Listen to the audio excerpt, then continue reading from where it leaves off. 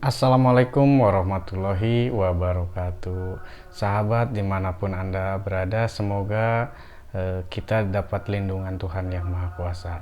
Sahabat, di sini akan saya bagikan tips cara bagaimana kita mengatasi rasa takut atau gangguan kecemasan akibat asam lambung atau GERD anxiety. Nah, sahabat, tentunya kita yang mengalami rasa takut, rasa cemas, apalagi yang paling parah ketakutan, takut mati, sahabat. Nah, sahabat, tentunya kita dalam perjalanan penyembuhan, sahabat, yang saya alami, pastinya saya selalu mendapatkan kejadian-kejadian yang di luar nalar ya. Maksudnya di luar nalar itu, sahabat, rasa takut yang datang, rasa takut yang seakan-akan menghantui kita sehari-hari. Berpikir sedikit, melakukan hal aktivitas sedikit atau apapun itu selalu datang rasa cemas, rasa takut, sehingga meningkatkan asam lambung, naik ke kerongkongan atau kambuh asam lambungnya ya, sahabat. Nah, maka dari itu kita harus melepaskan rasa takut tersebut. Intinya kita harus melewati rasa takut tersebut sehingga rasa takut tersebut itu bisa kita atasi dengan mudah ya, sahabat.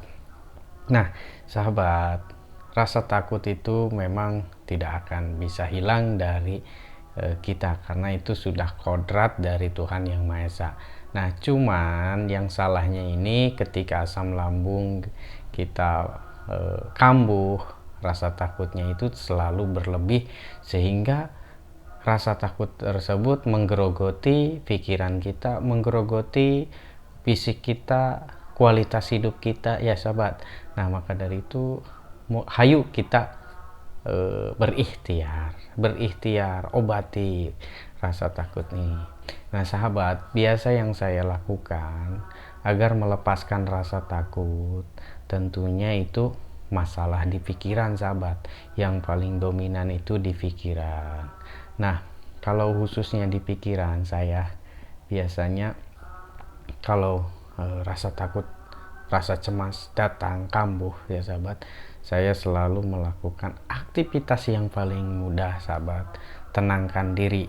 Caranya tarik napas, sahabat. Tarik napas pelan-pelan, tarik napas pelan-pelan, lalu hembuskan. Ya, tenang aja, ditenangkan dulu pikiran kita, tubuh kita, jangan panik. Nah, itu salah satunya. Yang kedua, saya minum air putih, sahabat. Tidak tidak lepas dari air putih. Saya selalu ketika panik, ketika asam lambung, dimanapun saya selalu minum air putih. Alhamdulillah hasilnya memuaskan, sahabat. Intinya hasilnya itu ada perkembangan di kondisi tubuh kita. Nah, jadi yang kedua ini dengan minum air putih, kalau bisa air putih hangat.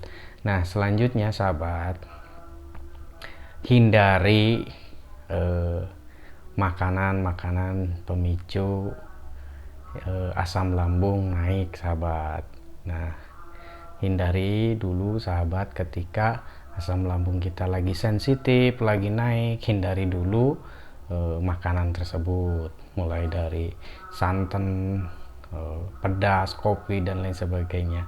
Apalagi ya penderita asam lambung memang tidak boleh makanan itu dikonsumsi ya, sahabat. Tidak boleh dulu, sahabat. Jadi jangan dulu dikonsumsi apabila asam lambungnya lagi kambuh. Nah, itu selanjutnya, sahabat, yang paling dominan itu dari pemikiran ya, sahabat. Dari pemikiran itu saya meninggalkan sosmed, sahabat. Sosmed yang intinya grup-grup lah, grup-grup media sosial. Di sana banyak istilah pengidap asam lambung curhat, Nah, contohnya saya pernah melakukan curhat di sosial media, tanggapan dari rekan-rekan, tanggapan dari komentar dari A, B, C, D ya, dari luaran sana, ternyata bukan membangun, malah banyaknya ya yang saya tanggapi itu, banyaknya itu yang membuat down pikiran kita. Apalagi mendengar berita tetangga meninggal akibat GERD, asam lambung dan lain sebagainya. Nah, itu membuat pikiran kita panik, stres, akhirnya takut mati. Apa iya umur kita sama seperti dia? Nah, makanya saya tinggalkan. Tentunya sahabat, saya tekankan sekali lagi, umur usia, mau yang sehat, mau yang sakit, mau penyakit apapun itu, kalau sudah ditentukan, sahabat, sudah pasti mati. Hari itu juga, kalau kita ditentukan sakit asam lambung, tapi ditentukan oleh Tuhan sama kita ya, ditentukannya tidak mati dengan hal itu, ya sampai kapanpun asam lambung bisa sehat kembali sahabat. Nah, makanya jadi sahabat, GERD, anxiety, asam lambung kita ketika kambuh merasuki pikiran kita sehingga kita takut mati, sahabat, jangan khawatir, pokoknya jangan khawatir. Jangan khawatir, itu hanya sebuah sensasi, sahabat. Banyak yang menderita asam lambung itu bukan 1-2 tahun saja, yang belasan tahun, bahkan 15 tahun pun ada, sahabat. Nah, mereka berdamai, caranya berdamai dengan diri kita, dengan tubuh kita, dengan pikiran kita. Nah, itu sahabat. Jadi pola pikir kita itu harus damaikan, jangan terlalu takut sekali lagi ya sahabat. Nah, selanjutnya itu yang harus kita hindari ya, sosial media yang membuat panic attack itu dihindari. Selanjutnya yang berikutnya sahabat, kita itu wajib mendekatkan diri kepada Sang Pencipta ya. Supaya apa? Supaya hati kita ini lebih tentram, supaya hati kita ini lebih tenang, pemikiran kita ini lebih jernih. Contohnya kita baca ayat suci, perbaiki ibadah atau apapun itu yang religi.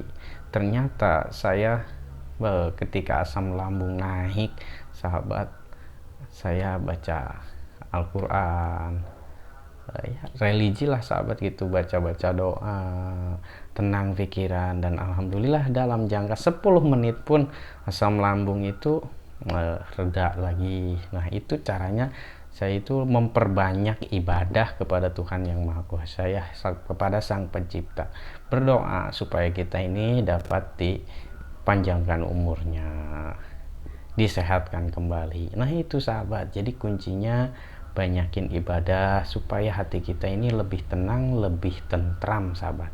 Itu kuncinya. Karena ketakutan itu lebih dominan ke pikiran, sahabat. Nah, sehingga efek sampingnya ke tubuh kita, berat badan menurun. Itu sahabat. Sampai saya juga turunnya drastis ya. Dan alhamdulillah saya jalankan, hindari apa yang memicu pikiran kita, dihindari.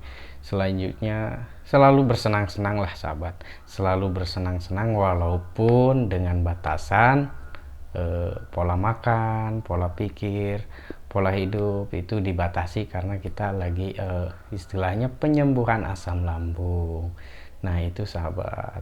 Selanjutnya ketika rasa takut, rasa cemas itu bisa juga dilawan, tidak hanya dihindari, dilawan juga sahabat. Misalnya kita takut keramaian. Nah,